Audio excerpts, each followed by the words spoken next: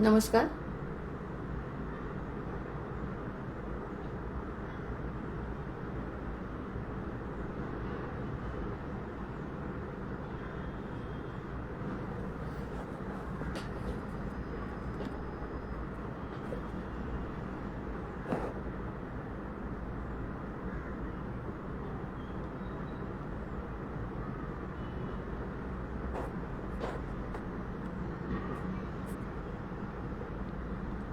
नमस्कार. आवाज येतोय का? एक कमेंट करून सांगा फक्त. आवाज येतोय अलकाताई?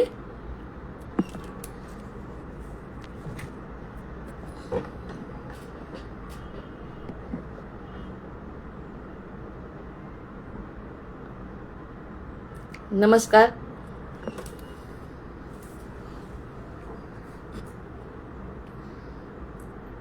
वक्रतुंड महाकाय सूर्यकोटि समप्रभ निर्विघ्नं कुरु मे देव सर्वकार्येषु सर्वदा. या कुंदेन्दु तुषारहार धवला या शुभ्रवस्त्रामृता या वीणावरदण्डमण्डितकरा या श्वेतपद्मासना या ब्रह्माच्युत शङ्करः प्रभृतिभिर्देवैर्सदा वन्दिता. सा मां पातु सरस्वती भगवती निःशेषजाढ्यापहा. गुरुर्ब्रह्मा गुरुर्विष्णु गुरुर्देवो महेश्वरः गुरुः साक्षात् परब्रह्म तस्मै श्री गुरवे नमः. शुकासारिके पूर्ण वैराग्य जाचे वसिष्ठा परिज्ञान योगेश्वराचे कवी वाल्मिका सारिखा मान्य ऐसा. नमस्कार माझा सद्गुरु रामदासा. अनेन प्रियतां देवो भगवान् जानकी पतिः श्रीरामचंद्र पूर्वेषाम् अस्माकं कुलदैवतं. श्रोता वक्ता श्रीराम समर्थ. जय जय रघुवीर समर्थ. सानन्दमानन्दवने वसन्तम् आनन्दकन्दं हतपापवृन्दं. वाराणसीनाथमनाथनाथं श्रीविश्वनाथं शरणं प्रपद्ये. मनोनिवृत्ति परमोपशान्ति सातीर्थवर्या मणिकर्णिका च. नमः शिवाय नमः शिवाय नमः शिवाय. आतापर्यंत आपण असं जसं जमलं तसं आत्मा देह आणि जीव याबद्दल थोडंसं विवेचन केलं. म्हणजे थोडंसं पार्श्वभूमीवर आपण त्यावरती चिंतन केलं आणि बुद्धी कशी आपल्या ह्या आत्मकल्याणाच्या मार्गात अडथळा ठरू शकते. कारण बुद्धी माईक आहे. प्रकृती आणि पुरुष हे दोनच घटक आहेत. म्हणजेच पदार्थ आणि ऊर्जा. पदार्थ आणि ऊर्जेकडे जर लक्ष दिलं तर प्रकृतीचा प्राधान्यक्रम घसरतो आणि प्रकृतीला जर महत्व दिलं तर ऊर्जेकडे लक्ष जात नाही. पण आत्मकल्याणासाठी ऊर्जा ही महत्वाची आहे. म्हणजे आत्म्याकडे लक्ष जाणं आवश्यक आहे. कारण आत्मा न जन्मतो ना मरतो. त्यामुळे त्याला ह्या ज्या मर्यादित काळामध्ये आपण त्याला बांधून ठेवलंय, जर ते कळलं की सत्य काय आहे, ह्या कळण्यासाठी आपण जीव आत्मा माया जीव ब्रह्म यावेळेस थोडी थोडी अशी माहिती घेण्याचा प्रयत्न केला. त्या ठिकाणाहून आपण सप्त पाताळ बघितले, सप्त स्वर्ग बघितले. त्यानंतर विरजा नदी बघितली. विरजा नदीबद्दलची सगळी माहिती मिळाली. त्यानंतर आपल्याला जी मनाची उडी मारायची आहे, मनाची उडी मारून म्हणजेच मनाची आणि बुद्धीची निवृत्ती करून मग पुढे असलेलं तत्व जे आहे त्याकडे लक्ष केंद्रित करायचं आहे. इथपर्यंत आपलं विवेचन झालं. आता महाशिवरात्र जवळ आली आहे. त्यामुळे महाशिवरात्रीच्या संदर्भात आता या प्रकारचं विवेचन सुरू करते. बघा, आता जे दिसत नाही त्यावरती आपण चर्चा करणं आपल्याला इतकंच आनंददायी नसतं. जसं विरजेचं वर्णन आवडलं, त्यामुळे आपण त्याच्या संदर्भात जे काही उदाहरणं घेतले ते खूप आवडले. कारण जे आपल्या संबंधित असतं, जे आपल्याला समजतं किंवा बुद्धीला समजावून सांगण्याचा जेव्हा प्रयत्न करतो, बुद्धीला पटतं, तेव्हा मन त्याच गोष्टीचा विचार करतो. म्हणजे मनन चिंतन निजिध्यासन त्याचंच घडतं. म्हणून ही गोष्ट आचार्य म्हणतात, ही आपल्याला माहिती असायला पाहिजे. या गोष्टीचं ज्ञान असलं तरच मन त्याचं चिंतन करेल. अन्यथा मनाला माहितीच नाही की त्या ठिकाणी आनंद आहे किंवा याच गोष्टीमध्ये आनंद आहे. या दोन्ही गोष्टींवरती मन स्थिर झाल्यामुळे तिसरा काही विचार मनात येत नाही. पण एकदा का थोडंसं ज्ञान, आणि ज्ञानाला किती किंमत आहे. मिळालं ज्ञान आणि त्याचा अनुभव आला तर बाकी ज्ञान सोडून दिलं तरी चालतंय. आणि ज्ञान म्हणजे सर्वस्व नाही, त्यामुळे त्याची अनुभूती घेणं ज्ञान मिळवण्यापेक्षा महत्वाचं आहे. आणि दर्शनशास्त्र शिकत असल्यामुळे फक्त अनुभूतीवर त्यांचा भर आहे. आता बघा, आज आपण जसं जसं महाशिवरात्रीकडे जाऊ तर सूर्याचा आणि चंद्राचा एकत्रित विचार करावा लागेल, कारण महाशिवरात्र आहे ना. त्यामुळे दृश्य जगतामध्ये जे काही आपल्याला दिसतं त्याचा संदर्भ घेत आपण आत्म्यापर्यंत कसं पोहोचायचं, म्हणजे सामान्यातून असामान्याकडे साधेपणामध्ये येणं आहे. मग या सगळ्या गोष्टी विचार करता सूर्यदेव आणि शिव यांचा संबंध आपल्याला बघावा लागेल. आत्मेचा कारक शिव म्हणतात. पत्रिकेमध्ये सूर्यग्रह किती महत्वाचा आहे, चंद्रग्रह किती महत्वाचा आहे. त्यामुळे सूर्य सुद्धा आत्म्याचा कारक आहे. आणि आत्म्याचा कारक म्हणजे आत्म्याला सत्य आवडतं. आत्म्याला सत्य आवडतं कारण तो सत्य आहे. सच्चिदानंद रूपाय असं जेव्हा आपण परमात्म्याला म्हणतो ते सत्य रूप खरं आत्म्याचं आहे. सत्य आहे, तो होता आहे आणि राहणार आहे. त्याचं जे रूप आहे, प्रतिरूप आपल्याला जिथून मिळतो ज्ञानाचा प्रकाश, तो प्रकाश म्हणजे सूर्यदेव आहे. म्हणून सूर्यदेवाला किती किंमत आहे आपल्याला दृष्टीने. प्रकाश देतो, नुसता प्रकाश देत नाही. आता गुरु जर जीवनात आले तर तो सत्य प्रकाश म्हणजे ज्ञानाचा प्रकाश जर आपल्या जीवनात आला तर या सगळ्या बाकीच्या गोष्टी दुय्यम ठरतात. एकदा का सूर्याचा प्रकाश घरात आला की असलेला अंधार जसा निघून जातो.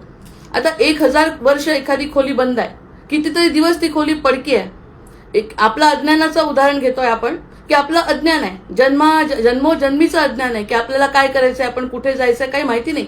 म्हणजे ते अज्ञान जसं ते 1000 वर्ष 500 वर्षापूर्वी बंद असलेली खोली.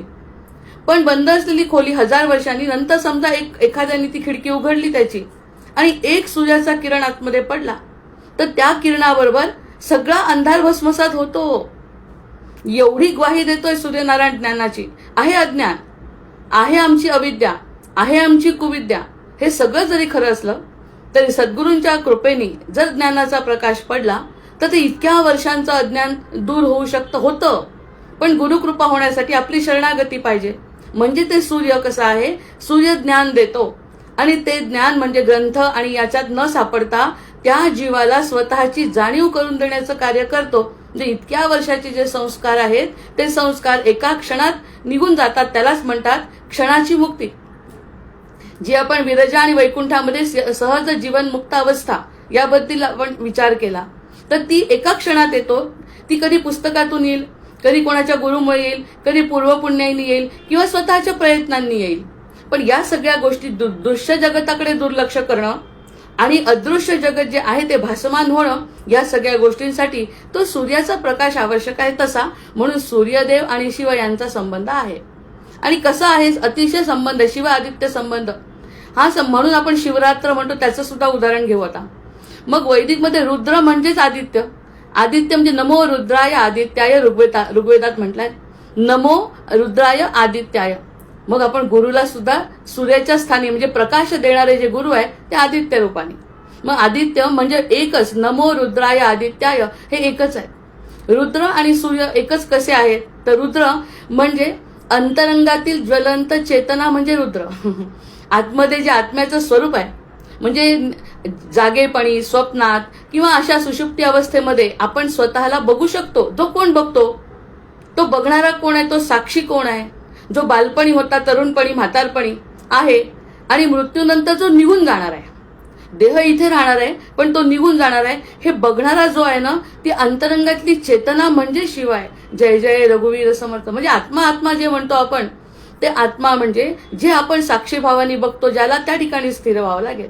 बाहेरच्या जगताकडे दुर्लक्ष करून आपल्या जवळ आहे. म्हणून आपण म्हटलं की जंगल जंगल ढूंढ रहा है मृग अपनी कस्तुरी को, इतना मुश्किल है तय करना खुद से खुद की दूरी को.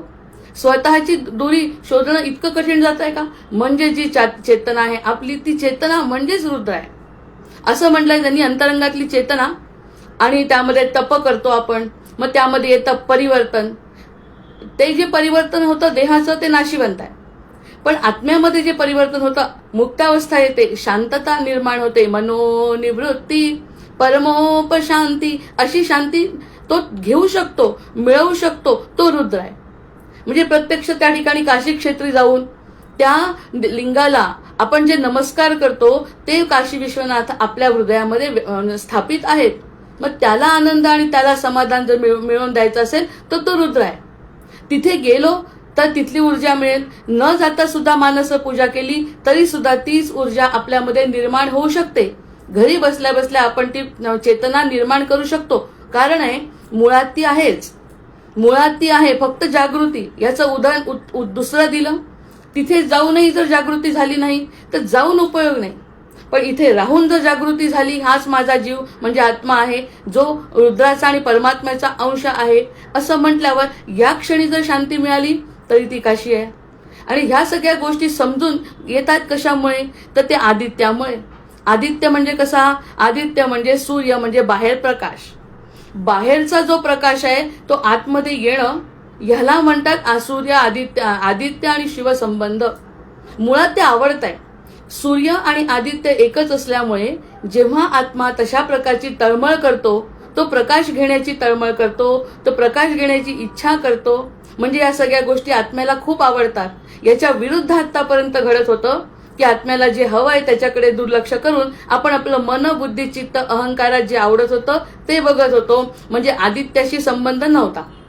सूर्याला नमस्कार करणे, सूर्याला अर्घ्य देणे म्हणजे त्याच्याजवळ असलेला ज्ञानाचा प्रकाश आपण स्वतःकडे आकर्षित करणे असा संबंध आहे. आणि हे दोघी सजाती आहेत, एकच आहेत. त्यांनी पहिलाच मंत्र आपण म्हणला ऋग्वेदातला, नमो रुद्राय आदित्याय.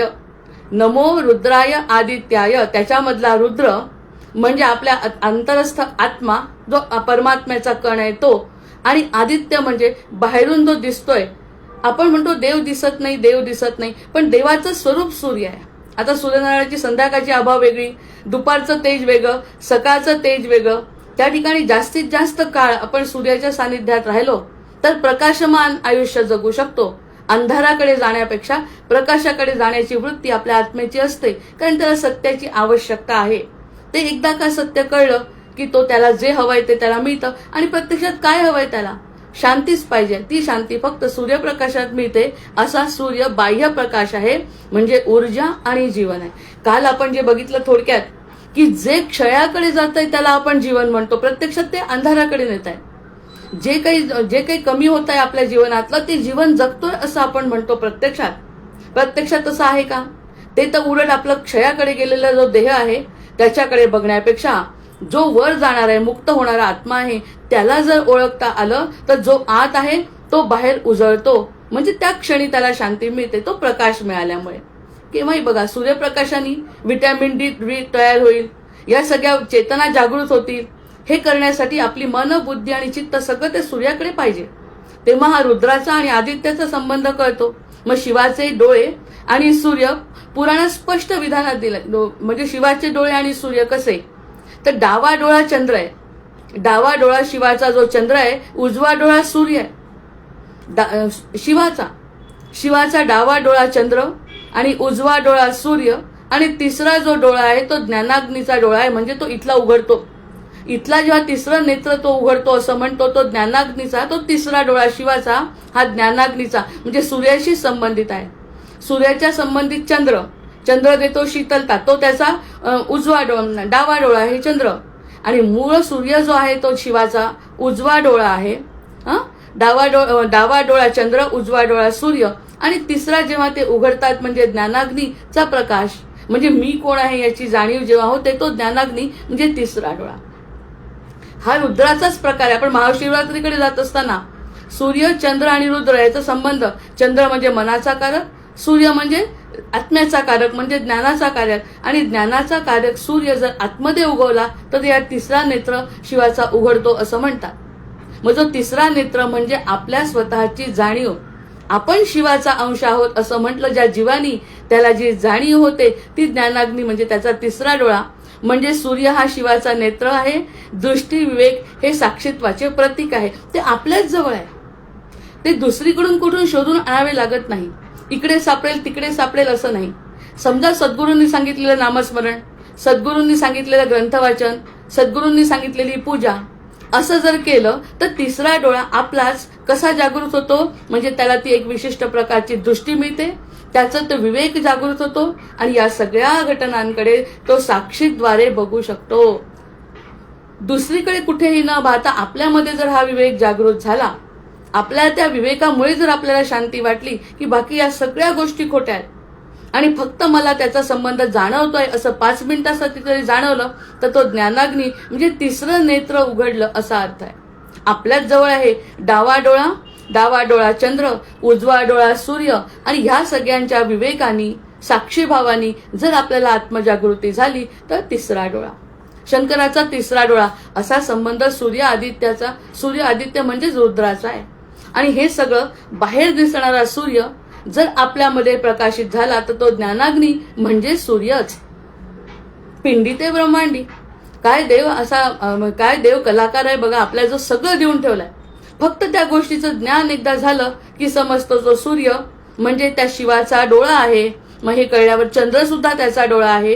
आणि ह्या सगळ्या गोष्टी माहिती झाल्यावर मला जी शांती मिळते, माझ्यासाठी चंद्रासारखं शीतलता, सूर्याचं तेज म्हणजे प्रकाश म्हणजे ज्ञान जर आपल्याजवळ आलं आणि ते विवेकाने आपल्यामध्ये स्थिर केलं, ती गणपती बाप्पाला आपण त्यासाठी बुद्धी मागितली की हे सगळं जर ज्ञान मिळालं तर ती बुद्धी माझ्यामध्ये स्थिर राहावी.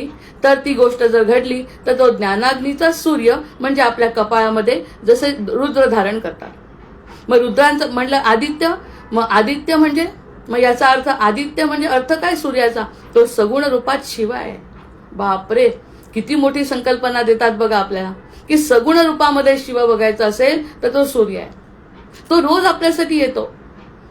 आपल्यासाठी येतो आणि निघून जातो. म्हणजे तो त्याचा सूर्योदय सूर्यास्त आणि त्याचं दिवसभराचं कार्य जो करतो तो आपल्या डोळ्यासमोर आहे.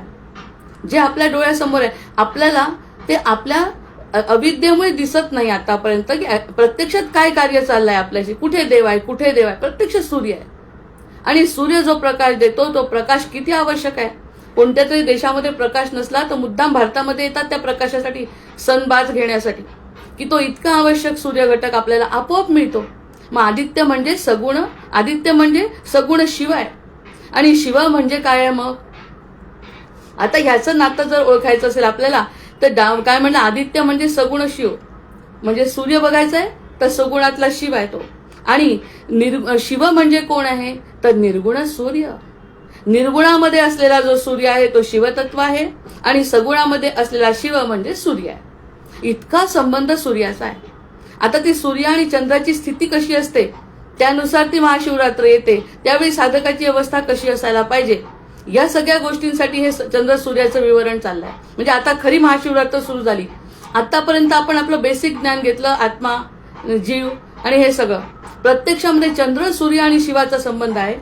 आपल्या आधीचे लोक किती हुशार असले पाहिजे, त्यांनी तो क्षण पकडला. जसा गुरुपुष्य योग पकडतात त्या दिवशी गुरुची कृपा असते. कोजागरती म्हणजे कोण जागा आहे विचारतो तेव्हा जो जागा असेल त्याला ज्ञान मिळतं, त्याला अमृतपान घडतं. आता त्या अमृताचाही अर्थ शिवतत्वामध्ये सांगणार आहे. मग या सगळ्या गोष्टी निसर्गात घडत असतात. म्हणून आपण नेहमी म्हणतो आत्मसाक्षात्कार व्हावा, प्रकृतीचा खेळ कळावा. ही जी प्रकृती खेळ करते ना ते सगळं मला कळावं, याचा संबंध आज आपल्याला कळतो. म्हणजे सगळं असतं, फक्त आपल्याला माहिती असायला पाहिजे. एकदा का हे ज्ञान झालं की बाकीच्या ज्ञानाची किंमत शून्य आहे. फक्त स्वानुभूती पुरतं ज्ञान आपण घेतलं पाहिजे. मग त्यांनी म्हटलं आदित्य म्हणजे सगुण रूप आणि शिव म्हणजे निर्गुण सूर्य. निर्गुण तत्व म्हणजे सूर्य आहे. मग आता याचं सार बाह्य काय आहे, त्याचं बाह्य म्हणजे स्तर काय आहे. सूर्य देतो प्रकाश आणि उष्णता. आणि शिव काय देतो तर वैराग्य. शिव देतो वैराग्य. या ज्ञान प्रकाशातून जर एखाद्याला वैराग्य प्राप्ती झाली, आता वैराग्य म्हणजे संन्यास आणि घरातून निघून जाणे, कुठेतरी वेगळ्या ठिकाणी जाऊन तप करणे, हे वैराग्याचं अपेक्षित नाही. कलियुगामध्ये ह्या गोष्टी अपेक्षितच नाहीये. पण वैराग्य देणे म्हणजे प्राधान्यक्रम आत्म्याला देणे आणि बाकीच्या सगळ्या गोष्टी दुय्यम समजणे. आपोआप कोणताही त्रास न होता जर त्या गोष्टीतून मन निवृत्त झालं, मनाची आणि चित्तशुद्धी झाली आणि आम्हाला याच्यात इतका रस नाही जेवढा आपल्याला या तत्वामध्ये आहे. रुद्र तत्वात जितका इंटरेस्ट लक्ष गेलं जीवाचं, शिवाकडे जर लक्ष गेलं तर ते वैराग्य आहे. आणि एकदा का मनामध्ये वैराग्य असलं तर त्यांनी जे काही काम केलं ते कसं, करचरण कृतं वा कायजम कर्मजं वा श्रवण नयन जंवा मानसंवा पराधम विहितम विहितम वा सर्वमेतत् क्षमस्व जय जय करुणाब्दे श्री महादेव शंभो असं म्हटलंय. आपण जे जे काही कार्य करू मनामध्ये हृदयामध्ये जर ते रुद्रतत्व स्थिर असेल तर जे काही काम करू ना ते वैराग्यात गणल्या जातं. अशा प्रकारचं वैराग्य माहिती असलं पाहिजे. आणि ती माहिती कशामुळे होते? या बाह्य प्रकाश आणि त्या उष्णतेमुळे. आपण प्रकाशाच्या शिवाय जगू शकत नाही, पाण्याशिवाय जगू शकत नाही, तसं ज्ञानाशिवायही जगता येत नाही. ज्ञान नसेल तर आपला पुनरपी जननम देहामध्ये आकर्षित राहून आपण पुन्हा जन्म घेतो. पण एकदा सूर्याचा प्रकाश, ज्ञानाचा प्रकाश जर जीवनामध्ये पडला तर आपोआप शिवतत्व जागृत होतं. म्हणजे शिवाचं तत्व आहे वैराग्य. हा पहिला संबंध. आता स्तर अंत आतमध्ये काय आहे सूर्याचं? सूर्य आतमध्ये प्राणशक्ती म्हणून आहे. सूर्य आपल्यामध्ये प्राणशक्ती म्हणून आहे. वायू आणि उष्णता या सगळ्या आपल्यामध्ये. जो आतमध्ये जातो प्राणशक्ती तो, आणि जो निघून जातो तो. म्हणजे काही क्षणाकरता जी प्राणशक्ती आहे ती प्राणशक्ती ज्याला आपण आत्मा म्हटलं ती प्राणशक्ती म्हणजे त्याचं बाह्य स्वरूप आहे सूर्याचं. आणि इकडे काय आहे? आता ह्यामुळे निर्माण झालेलं चैतन्य. ह्या सगळ्या गोष्टींमुळे, कशामुळे? सूर्यामुळे प्रकाश, उष्णता आणि प्राणशक्ती मुळे निर्माण झालेलं चैतन्य म्हणजे शिवाय वैराग्य आणि चैतन्य. बघा, एखाद्या दिवशी आपल्याला बरं जेव्हा नसतं तेव्हा सगळं आपलं जागच्या जागी असतं, पण चैतन्य ऊर्जा काही मनात नसते. कोणत्याही प्रकारची ऊर्जा कार्य करण्याची शक्तीच नसते आपल्यामध्ये. तर तेव्हा आपलं म्हणायचं की त्यावेळी आपली प्राणशक्ती असून सुद्धा चैतन्य कमी पडतंय. म्हणजे चैतन्य म्हणजे शिवतत्व आहे आपल्यामध्ये असलेलं. मग खरंच आपल्याला कुठेतरी जाऊन शोधायची गरज आहे का? त्यांनी म्हटलंय प्राणशक्ती म्हणजे सूर्य आहे. आणि त्या प्राणशक्तीमुळे जे शरीरामध्ये चैतन्य निर्माण होतं ते चैतन्य म्हणजे रुद्र आहे. म्हणजे देहामध्ये खेळणारं चैतन्य म्हणजे रुद्र. आणि ज्याचा प्रकाश मिळतोय त्या प्राणशक्ती शक्ती म्हणजे सूर्य. इतका संबंध सूर्य आणि चैतन्याचा रुद्राचा आहे. आपल्या आतच आहे सगळं सगळं. तरीही आपण अशी खंडित आपण बोललो, प्रत्यक्षात ते सगळं एकत्र कडी केली तर सगळं लक्षात येईल की सगळं एकच कसं आहे. मग पहिल्यांदा प्रकाश आणि उष्णता हे सूर्याचं बाह्य कार्य आहे जे आपण आताही डोळ्यांनी बघतोय. नंतर त्याच्यामुळे काय निर्माण झालं पाहिजे? जर ते निर्माण झालं तर शिवतत्व जागृत झालं म्हणायला हरकत नाही. म्हणजे वैराग्य निर्माण व्हायला पाहिजे. अंतरंगामध्ये काय आहे? सूर्य म्हणजे अंतरंगामध्ये सूर्य म्हणजे प्राणशक्ती आहे. ती कशाच्या रूपात दिसते? ती चैतन्य रूपात दिसते. म्हणजे वैराग्य आणि चैतन्य जर आपल्याजवळ असेल, चैतन्यवान जर आपण असू, आपल्यातलं हालचाल, चैतन्य, शक्ती, ऊर्जा हे जर आपण शिवाला अर्पण करत असू तर ते तत्व आपण अंगीकारलं म्हणायला हरकत नाही. म्हणून शिवाला जेव्हा करतात प्रार्थना तेव्हा ही मूठ करतात.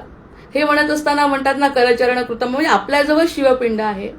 अशा प्रकारचं जेव्हा ज्ञान आपल्याला मिळतं, आपल्याच जवळ असलेली पिंड आणि त्याला तो ज्ञानाचा मिळालेला प्रकाश म्हणजे विवेक हे जर जागृत झालं तर त्यामुळे जे चैतन्य जाणवतं ती चैतन्याची ऊर्जा म्हणजे शिवतत्व आहे. दुसरीकडे शोधायला जाण्याची गरज नाही. आणि एकदा ही जाणीव झाल्यानंतर जेव्हा आपण काशीला जाऊ किंवा आणखी काही प्रयत्न करू ते अधिक सफल होतात. मुळात आधी आपल्याजवळ ते तत्व आहे, ते त्या तत्वाला मिळण्यासाठी जातंय हे जेव्हा कळतं तेव्हा त्या दोन्ही तत्वांच्या मिलनाचा आनंद मिळतो.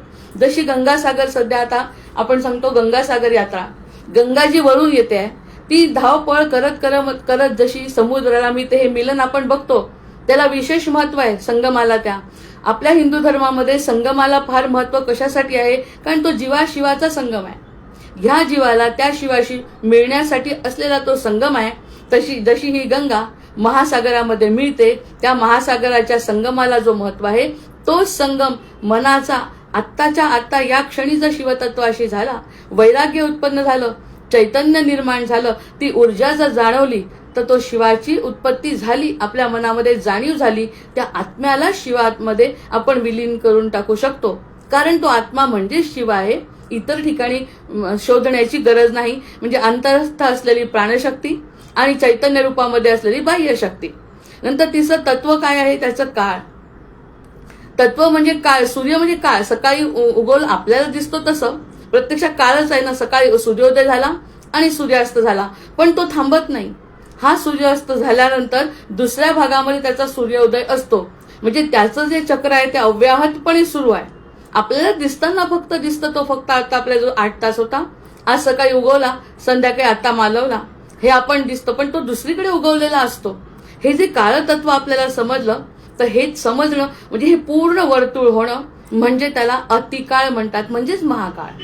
महाकाळ रुद्र हे समजलं आपल्याला, तर फक्त समजलं तर की ती अर्धीच परप्रदक्षिणा आहे त्याची, ती आपल्याला जरी माहिती नसली, इकडे जरी अंधार असला, तर प्रत्यक्षात तो दुसरीकडे जाऊन उगवलेला आहे.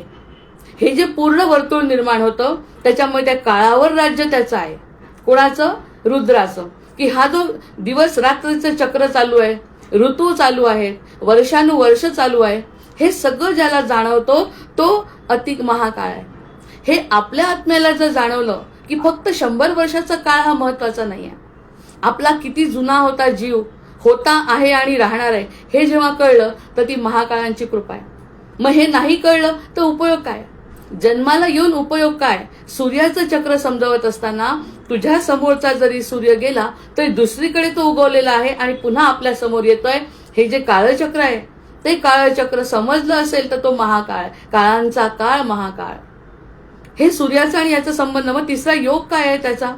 तर योग कुठे आहे? ते मणिपूर चक्रामध्ये कार्य करतो सूर्य, आत्मा, आत्म्याचा कारक आहे, आणि इकडे सहस्रार मध्ये कार्य करतो रुद्र. म्हणजे या ठिकाणी त्याला जाणीव होते की मीच ब्रह्म आहे, मीच ब्रह्म आहे, हे जाणीव देण्यासाठी हे जे कार्य चाललंय. म्हणजे इकडे मणिपूर चक्रातली जागृती, जी आपण 7 अवस्था बघितल्या, त्या 7 घोडे पण बघणार आहे आता सूर्याचे जे आहे ते. तर ते 7 मणिपूर झाल्यानंतर मणिपूर चक्रामधली जागृती म्हणजे सूर्यतत्व, आणि त्या सूर्यतत्वाच्या जागृतीमुळे सहस्रारात होणारा आनंद ते कमळ फुललं असं दाखवतात. की जितकं 108 पाकळ्यांचं कमळ फुलणे म्हणजे पूर्ण स्वरूपातला आनंद जो आहे, तो आनंद जर एखाद्याला मिळत असेल तर तो आनंद म्हणजेच रुद्र आहे. इतका संबंध आहे. आणि अंधाराशी संबंध नाही आहे आत्म्याचा, अंधाराशी संबंध नाही आहे आत्म्याचा संबंध सूर्याशी आहे. म्हणजे सूर्याच्या तेजाशी आहे, सूर्याच्या प्रकाशाची आहे, म्हणजेच ज्ञानाशी आहे. ज्ञान हा शब्द कठीण कसा वाटेल आता? ते ज्ञान म्हणजे मी कोण आहे याची जाणीव जर होत असेल, त्याचा आणि माझा किती जवळचा संबंध आहे. बाकीचेही सगळे संबंध आहेतच, नाही कसं? ते प्रकृतीत येतात, पण ते घटणारे आहेत, कमी होणारे आहेत. आपण ज्याला जीवन समजतो ते जीवन नाही आहे, हे जर मनाला आणि बुद्धीला पटवलं तर बाकी सूर्यप्रकाशाकडे जशी जशी सूर्यफुलं प्रकाशाकडे त्यांची मान वळवतात की नाही, हे तर आपण याच्यामध्ये सुद्धा पाहतो. निसर्गामध्ये जसा जसा सूर्य वर येतो तसं तसं सूर्यफुलं त्याच्याकडे बघतात. त्याच्याकडे बघितल्यानंतर सूर्य मालवल्यावर पुन्हा मान खाली टाकतात. म्हणजे त्यांची जी पूर्ण जीवन क्रिया आहे ती सूर्यावर अवलंबून आहे, सूर्यप्रकाशावर अवलंबून आहे. इतकंच कशाला, आपण जी शेती, आपली जी झाडं आहेत, त्या झाडांना सूर्यप्रकाश मिळतो. आपण तर घरात असतो, दिवसभर घरात असतो, भिंतीमध्ये आतमध्ये असतो, पण जे अन्न आपण खातो ते सूर्यप्रकाशामुळेच तयार झालेलं अन्न खातो. ती झाडं फोटोसिंथेसिस म्हणून सूर्यच आपल्या शरीरामध्ये घेतात आणि त्यापासून पानं, फुलं, फळं तयार करतात.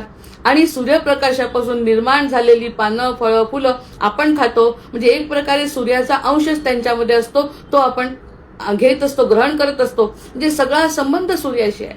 सूर्य आणि पाणी याच्याशी सगळ्यात जास्त जीवाचा संबंध आहे. आणि तो सूर्य म्हणजे कोण आहे?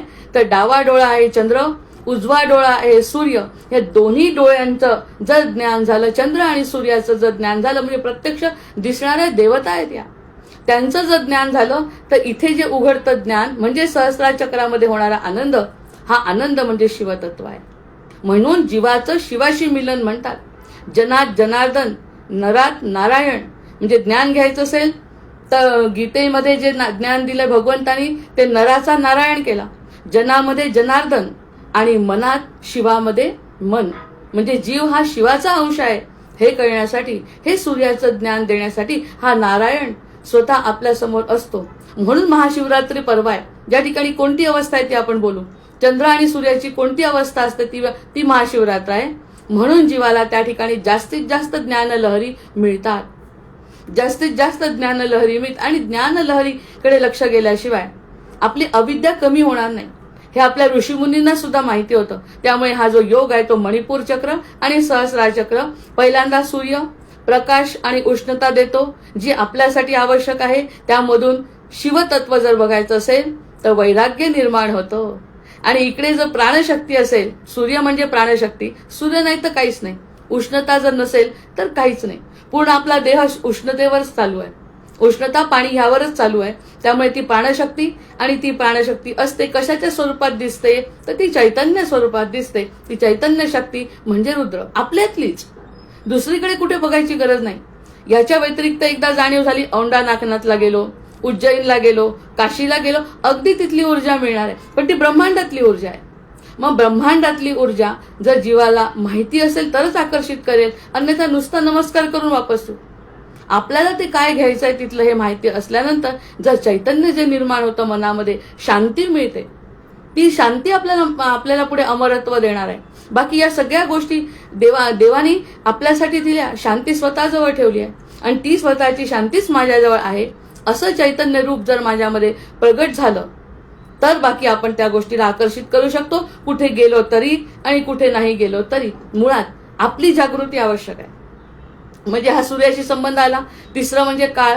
एकदा समोर दिसतोय तेवढंच खरं नाही, फक्त आपल्या समोर आहे. लागलीच अमेरिकेला उगवतो, इकडे आल्याबरोबर आपला गेला की तिकडे उगवलेला असतो.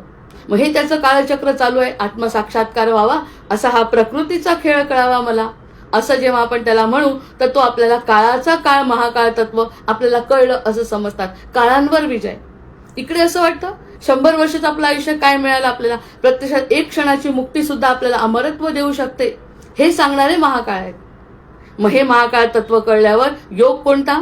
हा योग सूर्याचा जो आहे तो मणिपूर चक्रात जागृती, आणि इकडे सहस्रार चक्रामध्ये अनुभूती. हा महत्वाचं तत्व आपल्याला लक्षात आलं पाहिजे. नंतर सर्व क्रियाशील शिव आहे, आणि जे काही स्थिर आहे ते सूर्य आहे. जे काही क्रियाशील आहे म्हणजे चंचल आहे. चंचल म्हणण्यापेक्षा हालचाल ज्या ठिकाणी आहे, म्हणजे चैतन्य ज्या ठिकाणी आहे ते आहे शिवतत्व, आणि स्थिर आहे तो सूर्य आहे. सूर्य बाकी स्थिर आहे. जरी तो याच्यासोबत फिरताना दिसला तरी त्याचं तत्व स्थिर आहे. मग रामाला युद्धात शक्ती देणारा मंत्र कोणता होता? अगस्त्य ऋषींनी दिला होता. त्याला शिवतत्वातून प्रगट झालेलं सूर्य स्तोत्रच त्यांना म्हणा. सूर्यवंशी राम आहेत. मग सूर्यवंशी राम असल्यामुळे आदित्य स्तोत्र त्यांना मिळालंय. म्हणजेच रुद्रात्मको हुताशनः, सूर्य रुद्र स्वरूप आहे असा मंत्र त्या रामांना दिला. जेव्हा त्यांनी अगस्त्य ऋषींनी तो मंत्र दिला, त्या मंत्रासोबत त्यांची तशी दैवी चेतना जागृत झाली. कारण ते नरदेहात होते, म्हणून नरदेहात असल्यामुळे जागृत झाली असं आपण म्हणतो. परब्रह्म तत्वाला जागृतीची काही गरज आहे का? आपणही नरदेहात असल्यामुळे आपल्याला ही जागृती नाही, म्हणून राम म्हणतात की ते आदित्य हृदय स्तोत्र जे आहे ते मी म्हणायला अगस्त्य ऋषींनी त्याला सांगितलंय, आणि सूर्य रुद्र स्वरूप आहे असं म्हणून त्यांनी ते म्हटलंय. आणि शिवाचा आणि रामांचा किती एकमेकांशी संबंध आहे तर आपल्याला माहिती आहे. मणिकर्णिका घाटावर जेव्हा लोक जातात म्हणे, ज्यांचा अंत्यविधी असतो, त्यावेळी शिव स्वतः येतात आणि राम सत्य आहे हे सांगतात. म्हणजे राम आणि शिवतत्व कसं एक आहे, आणि ते तत्वामध्ये त्यांना अगस्त्य ऋषी दिलेला मंत्र त्यांनी म्हटलेला आहे. मग ते रुद्रात्मको हुताशनः, तो रुद्रात्मको हुताशनः हा रुद्र स्वरूप आहे असा रामांनी मंत्र म्हटला. ती ऊर्जा, ती चेतना त्यांची जागृत झाली. ती नरदेहात असल्यामुळे त्यांनी ती घेतली. तसंच आपण केलं पाहिजे. आपण सुद्धा त्याचाच अंश आहोत. राम जसा परमात्म्याचा अंश आहे तसाच रामांचा अंश आपण आहोत. त्यामुळे हे सगळं तत्व त्यांनी अनुभवलं, त्यांनी चैतन्य घेतलं. नाही तर थकले होते. समुद्राच्या समोर सुद्धा त्यांना थकवा आला की समुद्र ऐकत कसं नाही माझं. प्रत्यक्षात ते परब्रह्म असते, त्यांनी पटकन आटवून टाकला असता, पण नाही. प्रत्येकाला त्यांनी जागृत केलंय. समुद्राला विचारलंय असं का? मग तेव्हा त्यांनी उत्तर दिलंय, रामा परब्रह्म स्वरूपामध्ये तुम्हीच मला सांगितलंय की तुझा अवास्तव्य व्यवहार जो आहे तो थांबवायचा आहे. तू जर स्वतःची मर्यादा सोडली तर माझ्या पृथ्वीचं काय होईल? त्यामुळे मी येऊ शकत नाही तुम्ही म्हटलं तरी. म्हणजे मर्यादेत पालन करणं रामांचं कर्तव्य आहे. सूर्याच्या समोर सुद्धा त्यांनी, सागराच्या समोर सुद्धा त्यांनी सूर्योपासना केली. शिवाचं मंदिर स्थापित केलं, शिवलिंग स्थापित केलं, तेव्हा ती शक्ती त्यांना मिळाली. आणि हा सगळा रामायण घडलं कारण ते अंशावतारात आहे म्हणून. मग शिवपुराणामध्ये काय सांगतात? सूर्य हा शिवाचा अंश आहे. यामध्ये एकही खोटं तत्व, वेगळं तत्व आपण बोलत नाहीये. शिवपुराणामध्ये म्हटलंय त्यांनी की सूर्य हा शिवाचा अंश आहे.